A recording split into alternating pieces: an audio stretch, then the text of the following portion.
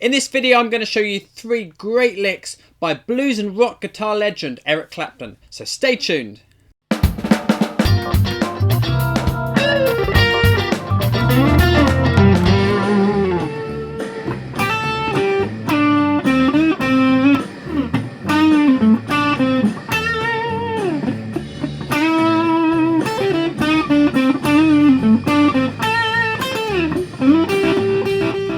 Hey there, this is James and welcome to this lesson where I'm going to show you 3 great licks by the crucially important and influential rock and blues guitarist Eric Clapton. Now these licks are similar to some of the ideas he plays on Strange Brew, which is a really great track by his band Cream, who are a very important and influential blues rock band in the 60s. Now all these licks are taken from the A minor pentatonic scale. Let's look at both scale patterns that we use to play these licks. The first one is the basic shape 1 minor pentatonic. Now if you don't know these patterns, you can click on these boxes here and they'll take you back to one of my essential scale videos where I take you step by step through these patterns. Okay, so if you need to click back, then do. But let's have a recap on both of these shapes. I'm guessing most of you probably know them already.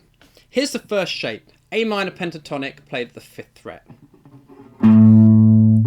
5-8 on the E string, 5-7 on the A string, 5-7 on the D string, 5-7 on the G string, 5-8 on the B string, and 5-8 on the top E. That's the first shape we're going to use in these licks. The other shape is this one, 5-8 on the E string, 5-7 on the A string, 5-7 on the D string, 5-7-9 on the G string. Now watch the fingering for this. I play 5 with my first finger. I normally use my second finger to play 7, and then I use my second finger to play 9 on the G. Then it's 8-10 on the B string and 8-10 on the top E. Again, if you need to go back and watch those videos in my Essential Scale series, then do so. But now let's have a listen to what lick 1 sounds like.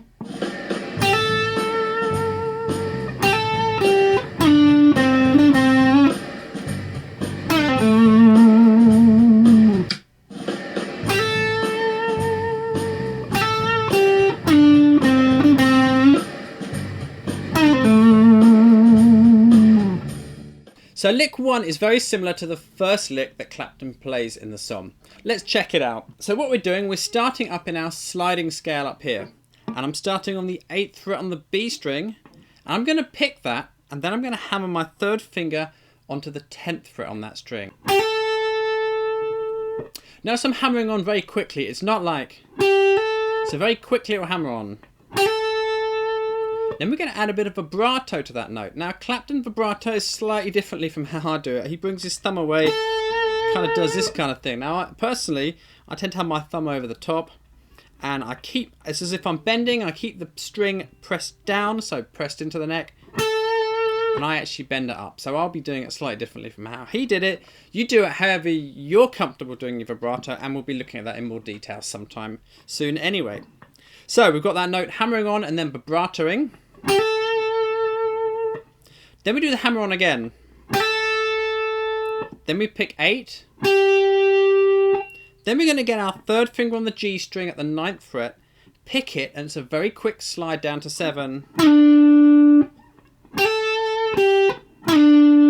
So it's just like a little decoration of this note, really. We don't want...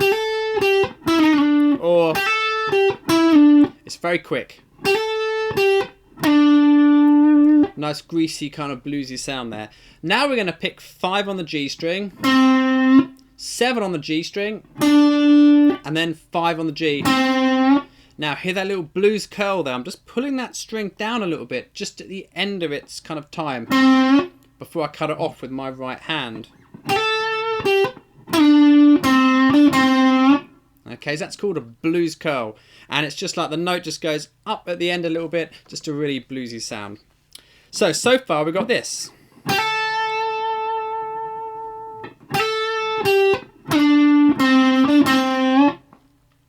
Now what we're going to do, we've got a pre-bend. We're going to grab 7 on the G string.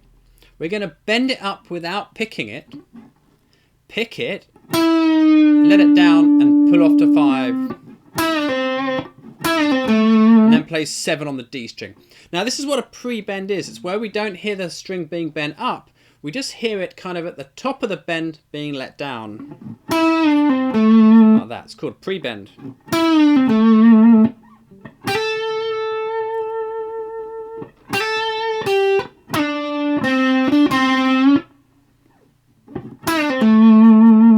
And one more time, hit is really slow.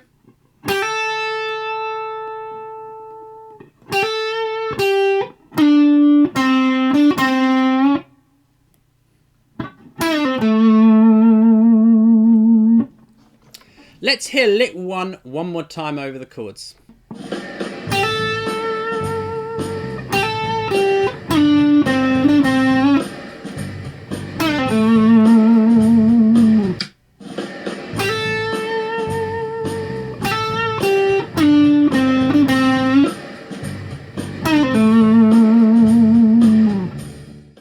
Okay, let's check out lick 2 now. It's using the first position of the minor pentatonic scale, all at the 5th fret. Let's have a listen to it.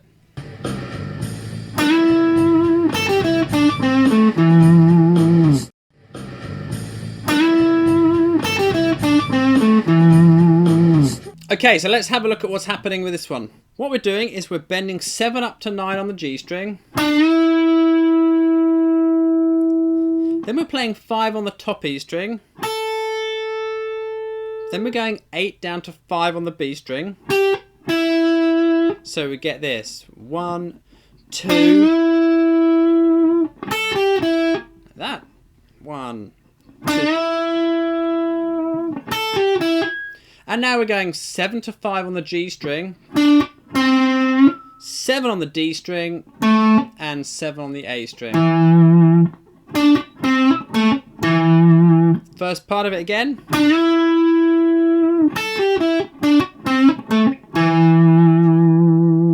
That's quite a nice turnaround lick, which will work nicely at the end of a chorus of your blues solo to turn you round and take you back to the start again. Let's hear it one more time over the chords now.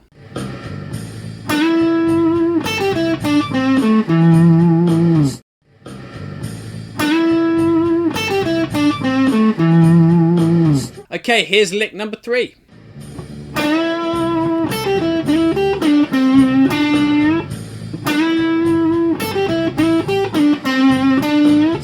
Okay, let's have a look at how we play that one. So the first thing we've got to do is bend 7 up to 9 on the G string. Then we're going to play 5 on the top E and 8 down to 5 on the B. It's actually the same as lick 2 at the start. It goes like this.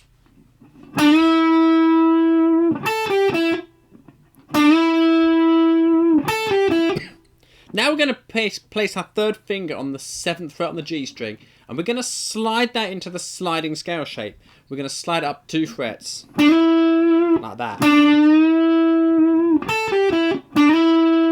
We're going to place our 2nd finger on the 8th fret on the B string. Leave your 3rd finger sort of where it is, because we're going to use that again in a minute. You could even hold it down a little bit if you want the notes to ring together. It's kind of up to you. Now we're going to play 9 on the G string and slide it back down to 7. And then 5 on the G string. And finally we're going to bend 7 up to 9 on the G again. So we get this.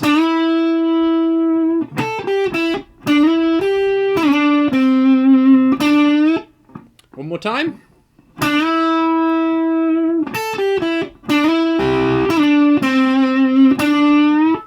So you can see how it's starting down in position 1 here, going up into the sliding shape and back down. And this little move here is one that we hear quite a lot in Claptons playing. It's a real good move to check out and get familiar with, and you'll be able to make up some of your own licks using that little move. So definitely get good with that, because you'll use it quite a lot.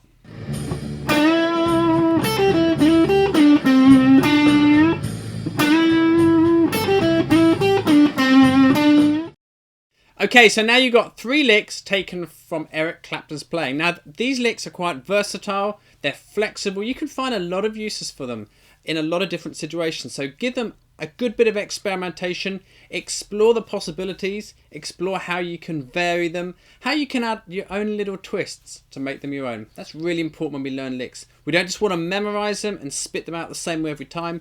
We need to take what we can from them and learn how to put that together in our own unique way. So that's where experimentation comes in. It's really important. Okay, well, I really hope that was useful for you. That's just about all from me today. Please hit like and please subscribe to my channel if you found this video good. Also leave a comment below if there's anything you'd like me to make a video about in future. I do try my very best to reply to every single comment. So if you've got anything you want to say, just leave it under there. Don't forget you can get the lesson notes by clicking the link underneath this video. But really, that's about it for me today. So enjoy those 3 licks. And I hope to see you very soon in another one of my videos. So thanks for watching and bye for now.